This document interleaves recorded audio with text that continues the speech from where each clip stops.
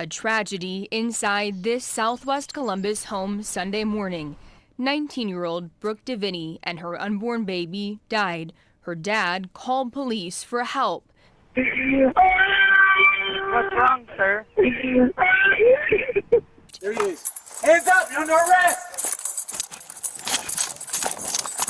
They couldn't catch him, but about 4 hours later, Columbus Police, if you're in here, sound off! Police searched this vacant house for Blair and found him outside. Get down! Get on the ground! Hands behind your back! The footage shows Blair hitting his head against the cruiser. Hey, stop. Stop. He then tries to talk his way out. Bro, I'm cool. Let me go, bro. No. You're the one that did it. Anyway, Let me go, bro. that way it doesn't seem.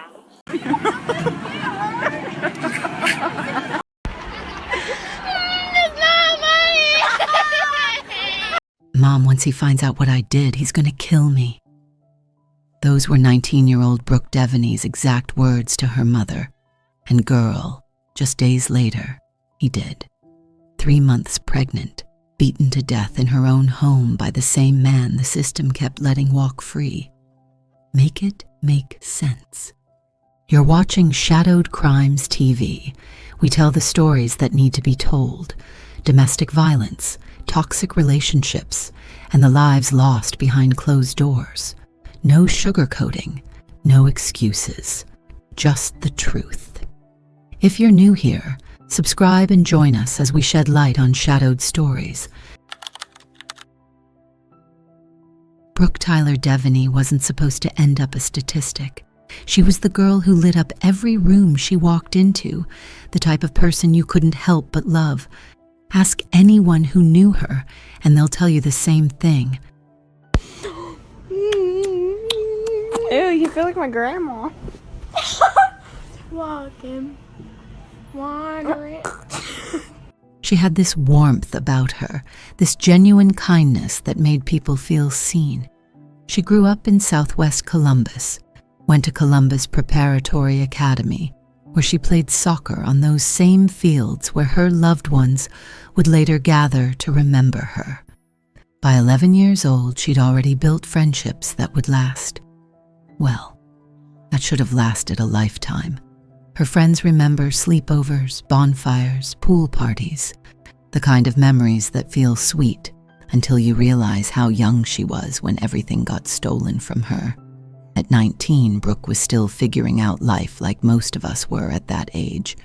She was working, living her life, navigating the complicated mess of young love.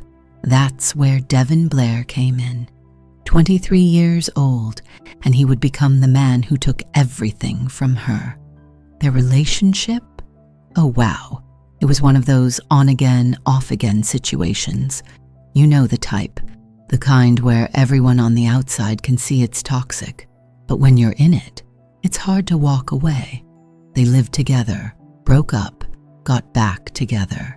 The cycle kept spinning, and somewhere in all that chaos, Brooke got pregnant, 3 months along carrying a baby boy she would never get to hold. Here's what you need to understand. This wasn't some sudden explosion of violence. This was a pattern, a clear, documented, predictable pattern that everyone could see coming except the system that was supposed to protect her. Let's go back to December. Brooke reported Devon Blair to police, told them what he'd done to her. He strangled her, wrapped his hands around her neck and cut off her air. But he didn't stop there. Girl, this man stabbed her in the stomach. Let that sink in for a second.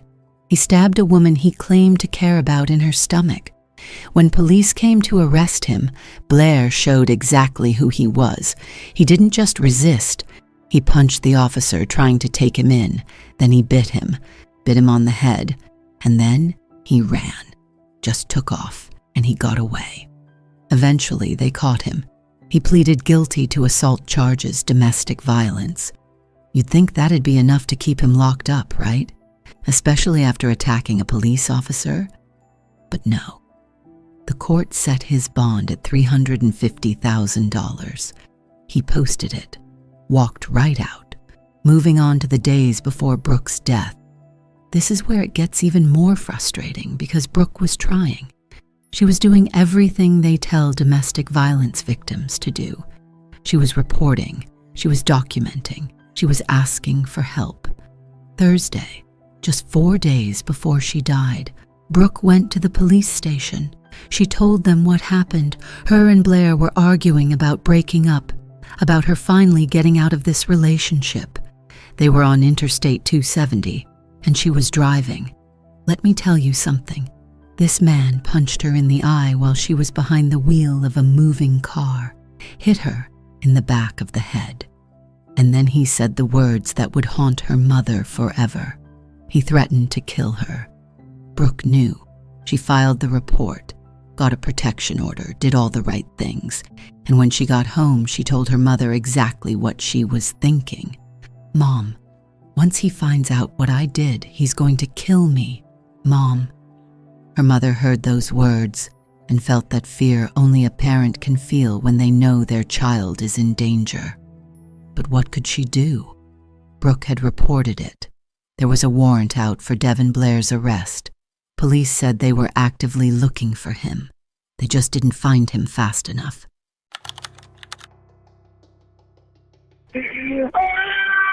What's wrong, sir? Sunday morning, June.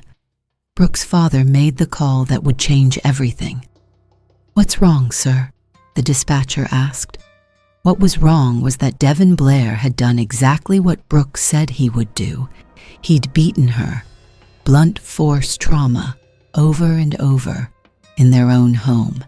19 years old, 3 months pregnant, and she didn't stand a chance against his rage. When police arrived, body camera footage caught what happened next. They spotted Blair at the scene, and the moment he saw those uniforms, he ran, just like he always did. Officers yelled for him to stop, hands up, get down. But he kept going, disappearing into the neighborhood while Brooke lay unresponsive inside that house. Paramedics rushed her to the hospital, started doing everything they could, but the damage was too severe. Brooke Devinney died from her injuries, and her baby, her unborn son that friends would later name Aiden Amiri Devinney. He died too. 2 lives gone in one morning, and the man responsible was out there somewhere, running. Oh, so now the urgency kicked in. For 4 hours, Columbus police searched for Devon Blair. This wasn't some massive manhunt across state lines. He was close, real close, less than 2 miles from where he'd just committed murder. Officers combed through the area, checking houses, looking in yards, going door to door. And here's something that'll stick with you. The officer who found him? It was the same officer who'd performed CPR on Brooke, trying desperately to bring her back. That officer had Brooke's blood on his hands, literally, and now he was hunting down the man who put it there. They got a tip about a vacant house. Police surrounded it, called out. "If you're in here, sound off." Nothing. But they knew. They could feel he was nearby, so they searched every corner of that property until finally they spotted him outside. "Get down, get on the ground, hands behind your back." Blair didn't fight this time. He let them cuff him, put him in the back of the cruiser. But that's when his true colors really showed. Body camera footage caught him banging his head against the cruiser window. Officers told him to stop. He didn't care. Then he started talking, trying to manipulate his way out of what he'd done. "Bro, I'm cool. Let me go, bro." Let him go. Like he hadn't just killed someone. Like Brooke wasn't lying in a morgue. Like her baby wasn't gone. "You're the one who did it. Let me go, bro." That's what they were dealing with. A man so detached from reality, so void of remorse, that he thought he could just talk his way out of a murder charge. A tragedy inside this Southwest Columbus home Sunday morning. 19-year-old Brooke Devinney and her unborn baby died. Her dad called police for help. What's wrong, sir? Police say Devinney's on and off boyfriend, Devon Blair, assaulted her that morning. He's now charged with murder. Body camera footage shows he ran away from police when they arrived. There he is. Hands up, you're under arrest! They couldn't catch him, but about 4 hours later, Columbus police, if you're in here, sound off. police searched this vacant house for Blair and found him outside. Get down! Get on the ground! Hands behind your back! The footage shows Blair hitting his head against the cruiser. Hey, stop. Stop. He then tries to talk his way out. Bro, I'm cool. Let me go, bro. No. You're the one that did it. Anyway, go, I bro. can LA the scene. Let me go, bro. Tuesday, in a courtroom, Blair makes his feelings known again. Now shut the up and give me a bond. Say, okay, granted, give me the out of here to my rack. You're and died as a result of her injuries to her fetus also. alright, smack this when I get out of here. Please be quiet. Shut the up. Should never brought me down here. Promise you. I ain't wanna come. You forced me down here. Court records show Blair has a history of domestic violence. The Thursday before Devinney's death, she reported him to police, saying he threatened to kill her. And this past December, a detective says Blair assaulted her. He ran from police that day too. Fast forward to 4 minutes later, an officer spots him. Hey, stop! Stop! Stop right now! Columbus Police Records Department paused the video before Blair makes contact with the officer. They say he punched and bit him. Devon Blair was charged with murder, not just for Brooke, but detectives were looking into charges for baby Aiden's death too. And when Blair showed up for his first court appearance, girl, the disrespect. He wouldn't shut up, kept interrupting, yelling at the judge, acting like he was the victim in all this. Shut up and give me a say, okay? The audacity. His girlfriend was dead. His child was dead. And he's in court demanding to be heard like his voice mattered more than the lives he took. Court officers tried to maintain order, but Blair kept going. When I get out of here, he started. Please be quiet, they told him. Y'all should never brought me down here. I ain't want to come. Y'all forced me down here. This is who Brooke had been trying to escape from. This is the man the system released on bond after he'd already shown how dangerous he was. But the moment that really mattered, the moment that cut through all his noise, came from Brooke's mother. Billy Devinney stood in that courtroom with her daughter's killer sitting right there, and she spoke the truth that everyone needed to hear. She talked about how Brooke had filed that police report, got that protection order, told her exactly what was going to happen. And then Billy said 5 words that carried the weight of every mother's nightmare. And then he did. That was it. No long speech needed. Brooke said he would kill her. And then he did. The court records showed everything. Blair's history of domestic violence, the escalating pattern, the multiple times he'd run from police. They showed how in December, after strangling and stabbing Brooke, he'd assaulted an officer by punching and biting him before escaping. They showed the Thursday incident, the death threat, the active warrant that was out for his arrest. Eventually, Blair changed his tune, realized he wasn't talking his way out of this one. He pleaded guilty to involuntary manslaughter and strangulation. The judge sentenced him to a minimum of 48 years in prison, with a maximum of 53.5 years. 48 years. He'll be an old man if he ever gets out. But here's the thing. Brooke doesn't get 48 years. She doesn't get any years. She got 19, and that's all she'll ever get. We know a man will now spend at least the next 48 years behind bars after pleading guilty to killing his pregnant girlfriend. Devon Blair pleaded guilty to strangulation and involuntary manslaughter. Police say he killed 19-year-old Brooke Devinney and her unborn child last June. In court this morning, Devinney's mother spoke with Blair in the room. She filed a police report and a protection order. She said, "Mom, once he finds out what I did, he's going to kill me, Mom." And then he did. He selfishly took her and my grandson away from me. Blair's maximum sentence is 53.5 years in prison. Here's a number that should make you uncomfortable. Brooke Devinney was the 5th domestic violence death in Columbus that year. The 5th. And it was only June. Since January, there had been over 3,000 reports of domestic violence in that city alone. 3,000 times someone reached out for help, said they were in danger, asked the system to protect them. How many of those 3,000 were like Brooke? How many filed reports, got protection orders, did everything right, and still didn't make it? Police said it themselves. They study these cases and see the same pattern over and over. Repeat offenders who get more violent as time goes on. They said if victims don't find a way to remove themselves from these violent offenders, the violence just increases over time. And sometimes it ends in homicide. But here's what gets me about that statement. Brooke tried to remove herself.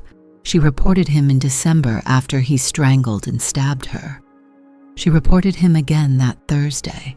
She got a protection order. She told her mother she knew he was going to kill her. What else was she supposed to do? The problem wasn't that Brooke didn't try hard enough to get away. The problem was that the system let him keep coming back. The vigil for Brooke happened at Columbus Preparatory Academy, right there on the soccer field where she used to play. Her mother, Brooke Devinney, stood in front of everyone and said what needed to be said. This should not have happened. We should not have to go through this. We should not be here. But they were there, hundreds of people, family, friends, co-workers, former classmates, even past teachers, all gathered because a 19-year-old girl and her unborn baby were gone. People shared their memories, talked about how Brooke lit up every room she walked into, how she made everyone feel loved, how she was like a little sister to so many people. One friend said she never felt that kind of love before, but from the short time she knew Brooke, she just brightened everything. Another friend, someone who'd known Brooke since she was 11 years old, talked about watching her grow from a little girl into a woman, talked about all the times they were there for each other, through broke times and good times, through tears and laughter. She made a promise that day, that even though the media coverage would end, even though the court dates were over, Brooke's story wouldn't be over. They'd keep telling it. They'd let her live through them, sharing who she was as a woman, as a daughter, as a friend, as a sister, as a cousin. And they'd remember baby Aiden Amiri Devinney too. The son Brooke never got to meet. The grandson Billy never got to hold. The little boy who existed for 3 months and never got a chance at life. Brooke Devinney made something clear at that vigil, something that needs to be repeated until somebody listens. And domestic violence is not something that any parent should have to go through, ever. Eyes filled with tears of family and friends, co-workers, former classmates, even past teachers, sharing their favorite memories of Brooke. She was more than a classmate. She was like a little sister. I never felt that kind of love before, but from the short time that I knew her, she just brightened up any room that she stepped in. She was the most kind person I've ever met. Brooke is very loved, and so is her baby boy up in heaven. Brooke's mom, Billy, making it clear more needs to be done to keep repeat offenders behind bars. They have to stop letting these guys out. She added, the victims need the system to help protect them. If the system can't fight for these women, what do they have? Who's gonna be there for them? Who's gonna be there for them? That's the question, isn't it? One friend wrote about Brooke online, talking about how she was one of the sweetest, funniest, most beautiful people she'd ever met. Even though they'd grown apart as they got older, she remembered those sleepovers, those bonfires, those pool parties. Brooke was always down for whatever, always laughing, always caring. And this friend said something important. She regretted not reaching out more. Because you never think it's going to end like this. You never think the next time you see someone's name, it'll be in the news because they're gone. She ended her post with a call to action. Say her name, share her story. Because no woman deserves this. No person deserves this. And definitely not a kind heart like Brooke's. Another friend talked about how the court proceedings finally came to an end. How there was a sense of relief that Brooke got justice, that she could rest peacefully knowing the man who killed her would spend decades behind bars. She talked about Brooke taking care of her son in heaven now, being the best mom she could be, even in death, the kind of mom she should have gotten to be here on Earth.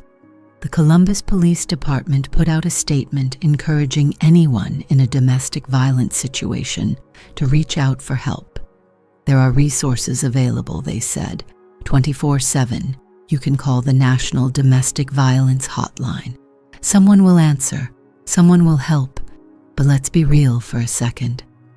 Brooke called for help multiple times, and help didn't come fast enough.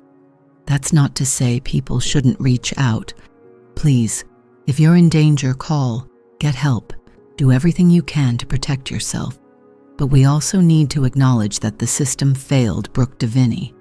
It failed her when it let Devon Blair post bond after he'd already shown how dangerous he was. It failed her when it couldn't find him between Thursday and Sunday, even though there was an active warrant. It failed her when it prioritized his freedom over her safety. And she paid for those failures with her life. Brooke Tyler Devinney was 19 years old. She had friends who loved her, a mother who would have done anything to protect her, a future that should have included raising her son and living the full life she deserved. Instead, she's a name in a growing list of domestic violence victims, the 5th one in Columbus that year, one of thousands across the country. Her story isn't unique, and that's the most heartbreaking part. Right now, there's another Brooke somewhere, afraid of her partner, trying to get away, hoping the system will protect her.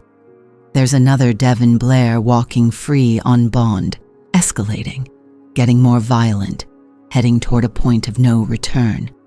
The question is, are we going to wait until it's too late again, or are we finally going to do something different?